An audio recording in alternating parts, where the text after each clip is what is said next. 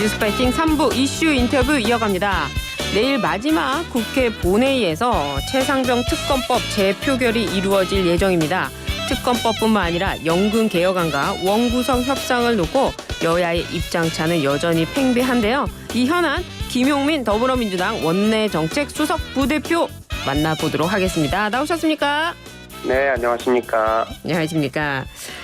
지난번에 저희 라디오에 김용태 국민의힘 비대위원이 김용민 의원님을 언급하면서 윤석열 대통령이 강성 야당 의원을 만나서 이야기 좀 했으면 좋겠다 이렇게 말을 했어요.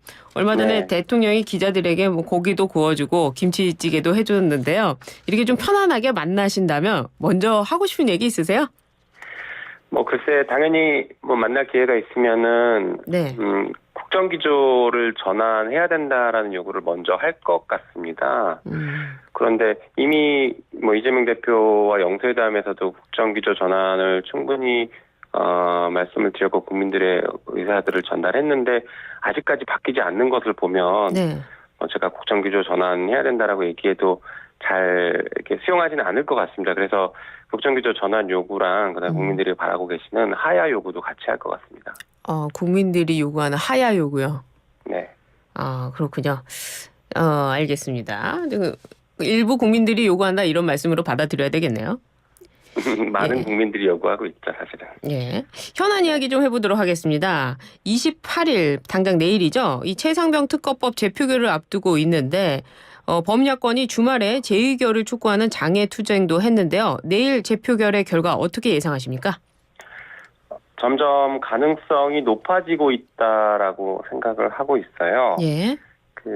말씀하신 것처럼 이제 많은 시민들과 법약권들이 힘을 모아서 재의결을 해야 된다, 찬성을 해야 된다라고 국민의힘을 상당히 압박하고 있고 또 한편으로는 공수처에서 의미 있는 수사 결과들이 계속 나오고 있어서 네.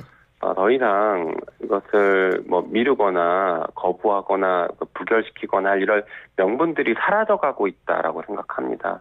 그래서 이제 국민의힘 의원들이 여당 의원들이 이제 그런 민의를 충분히 받아들이고 수용해야 될 때가 될 것 같고 실제로 국민의힘 내부에서도 그런 분위기들은 감지되고 있습니다. 국민의힘 이탈표가 많이 나올 것이다 이렇게 예상을 하시는군요.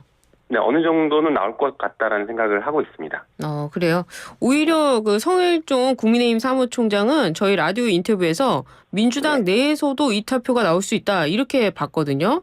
민주당 입장에서는 지금 낙선하신 분들 중에 다음 국회에 못 오시는 분들 이런 분들은 아예 출석을 하지 않거나 또 반대표를 던지거나 이럴 가능성도 있다고 보던데요. 분위기가 어떻습니까? 일단 저희 민주당 의원들은 저희가 전원을 다 확인했고 전원 다 출석하고 예. 전원 다 찬성을 표결할 것으로 지금 확인이 되고 있어요. 그렇군요. 그리고 법야권도 대부분의 의원들이 출석을 하고 찬성을 표결할 것으로 지금 확인이 됐습니다. 그래서 우리 법야권은 걱정 안 하셔도 될 것 같고 네. 오히려 여당이 지금 굉장히 불안해하고 있는데 네. 그걸 이제 야당 측에 어떻게 보면 좀 갈라치게 하려고 하는 그런 시도가 아닐까 생각하고 있습니다. 그래요. 국민의힘에서 또 최재형 의원이 찬성 입장을 밝히면서 벌써 여당에서만 4번째 찬성 의원이 나왔는데요. 또 박주민 더불어민주당 의원이 여당 의원들에게 찬성표를 달라라는 내용의 편지도 보냈다고 합니다. 이게 지금 흔들기가 다 되는 겁니까? 근데 흔들기라는 표현보다는 좀 설득이라고 하는 게 맞을 것 같은데요. 네. 일단 이탈표가 어느 정도 나올 것인가가 다들 궁금해하실 수 있겠지만 저희도 명확하게 지금 판단은 안 됩니다. 다만 의미 있는 숫자는 나올 수 있을 거다라는 예측은 하고 있어요. 17배 이상이요? 그게 그렇게 될 수도 있고 그 네. 이하로 될 수도 있겠지만 어쨌든 정치적으로 상당히 의미 있는 숫자들은 나올 수 있다고 보고는 있고요. 이게 이탈표라는 게 적극적인 이탈표와 소극적인 이탈표가 있을 수 있거든요. 네. 적극적인 이탈표는 실제로 표결에 들어가서 찬성, 가결을 하는 것이 이제 적극적인 이탈표일 거고요. 소극적인 이탈표는 출석을 하지 않는 방식일 가능성이 높습니다. 네. 그래서 출석을 하지 않으면 출석 의원 수가 줄어들기 때문에 그렇죠. 민주당과 법야권들이 전부 다 찬성을 한다라고 하면 가결을 한다라고 하면 가능성이 높아지는 구조겠죠. 그래서 그런 적극적인 혹은 소극적인 의미의 이탈은 어느 정도 있을 거다.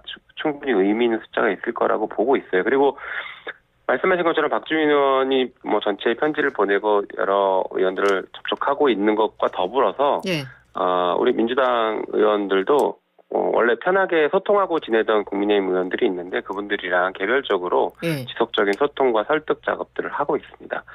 근데 사실 이게 예. 국민의힘 의원들 입장에서는 대통령을 지킬 거냐 아니면 당을 지킬 거냐에 대한 선택의 기로에 있는 상황이거든요. 그런가요? 예. 네. 그래서 사실 윤석열 대통령은 국민의힘에서 오랫동안 정치 활동을 해서 정치적인 어떤 자산을 쌓아온 분은 아니고 갑자기 대통령 후보로 들어온 분이잖아요. 영입했죠. 국민의힘 예. 입장에서는. 그래서 윤석열 대통령을 지키기 위해서 당이 진짜 나락으로 떨어지고 그리고 개별 의원들도 자신의 양심을 저버리는 것까지 해야 되는 상황에 그 선택의 기로에 있기 때문에 나름대로 합리적인 그리고 중요한 판단을 하지 않을까 생각하고 있습니다. 의미 있는 숫자로 이렇게 말씀을 해주셨는데 이 의미가 어떤 의미가 포함되어 있는 걸까요? 뭐 여러 가지 해석이 있을 수 있겠는데요. 예. 제일 좋은 거는 가결을 시키는 게 가장 의미 있는 숫자일 것 같고요. 만약에 그렇지 못한다고 하더라도 10석 이상의 이탈이 있다라고 하면 예. 말씀드린 적극 소극 포함해서 예. 10석 이상의 이탈이 있다고 하면 22대 국회에서 여당과 정부의 국정 동력의 상당 부분 정치적으로는 좀 훼손될 수 있을 거다 이렇게 좀 보고 있습니다. 그렇군요. 10석 이상만 돼도 의미 있는 숫자다 이렇게 말씀해 네. 주시네요. 알겠습니다.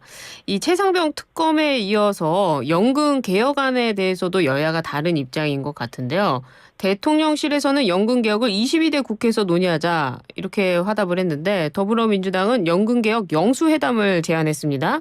이 민주당은 연금 개혁도 28일 내일 처리해야 된다는 입장인가요? 네, 저희는 계속 일관되게 21대에서 마무리 짓자라고 하고 있고 네. 사실 연금 개혁 문제는 윤석열 대통령의 공약이기도 했습니다. 그래서 저희가 더 이제 뭐 어떻게 보면 여당과 전향적으로 합의를 해왔고 네. 또 공론화위원회라는 것을 만들어서 국민들의 의견을 특히 미래 세대의 의견까지 충분히 들었거든요. 그래서 네. 거기서 나온 결론을 바탕으로 지금 합의를 하자라고 얘기를 하고 있는 것이라 예. 더 미룰 이유가 없는 것이죠. 그런데 여당은 처음에는 합의를 할 것처럼 오히려 더 저쪽에서 먼저 제안을 했던 안들을 우리가 민주당이 받으려고 하니까 갑자기 구조개혁을 해야 된다라는 식으로 다른 이유를 들어서 네. 합의를 어떻게 보면 회피하고 있는 그런 상황이라고 할 것 같습니다. 아, 그래요. 특검법도 이번에 통과가 안 되면 다시 22대 국회에서 통과시키겠다 이런 입장이신데 그렇다면 같은 논리로 이 연금 개혁안도 22대 국회 제일 먼저 할 수 있는 거 아니겠습니까? 윤상현 의원은요. 방금 전 통화에서 22대 국회 첫 통과 법안으로 연금 개혁안을 하자 원포인트 본회의를 하자 이렇게 제안했는데 어떻습니까? 아마 개인 의견인 것 같고 지금 국민의힘이나 정부 입장에서는 2022년 말 혹은 23년까지 넘겨야 되는 거 아니냐 이런 얘기들이 나오고 있습니다. 지금 얘기도 구조개혁을 같이 논의해야 된다라고 하면서 예. 합의를 지금 하지 않고 있는데 역으로 22대 때 원포인트 빨리 할 거면 지금 하면 됩니다. 왜 굳이 22대로 넘겨서 반대로 몇 달을 할 수 있는 거 늦출 아닐까요? 이유가 없는 거죠. 이미 사실상 안이 다 나와 있고 공론화 과정을 통해서 어느 정도 사회적인 합의도 되어 있는 것인데 구추에 넘기려고 하는지 이해할 수가 없습니다. 무조건 21대 국회에서 처리가 돼야 된다 이런 말씀이시네요. 안 그러면 이제 처음부터 다시 그 절차를 밟아가야 되거든요. 22대는. 그렇군요. 알겠습니다. 김용민 의원님께서 검찰개혁 TF 단장으로 계시지 않습니까? 이 네. 검찰개혁 입법을 올해 국감 전까지 마무리하려는 의지가 강하신 것 같은데요. 수사와 기소 완전 분리가 목표인 겁니까? 네, 맞습니다. 검찰개혁은 수사기소 분리를 목표점으로 하지 않으면 다 반쪽짜리 개혁안일 수밖에 없거든요. 원래 검찰은 기소를 위한 기관으로 출발을 했기 때문에 수사기소는 분리시키는 게 맞습니다. 한편 우리가 이제 21대 때 검찰의 직접 수사 중에 6대 범죄 중에 2개만 남겨놓고 4개를 축소시켰는데 윤석열 정권에서는 시행령을 통해서 다시 다 복원시키고 오히려 더 수사 범위를 늘려놨습니다. 그래서 지금은 법률 위반 상태가 지속되고 있는 것이죠. 그래서 국회가 이 부분 나서서 법률 위반 상태를 완전히 해소하기 위해서라도 하루빨리 검찰 개혁은 좀 신속하게 이루어져야 된다 이렇게 생각하고 있습니다. 근데 수사 기소 분리를 한다면 기소하는 사람 입장에선 수사 내용을 모를 수도 있는데 이게 과연 국민들한테 도움이 되는 겁니까? 그렇지는 않고요. 수사 지금도 영장 청구권이 검찰에게만 독점적으로 주어져 있기 때문에요.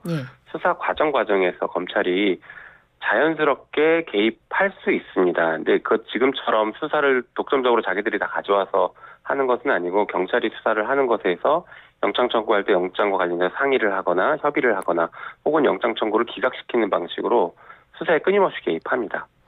그래서 지금 그런 우려는 크게 일어나지 않을 가능성이 높습니다. 그렇습니까?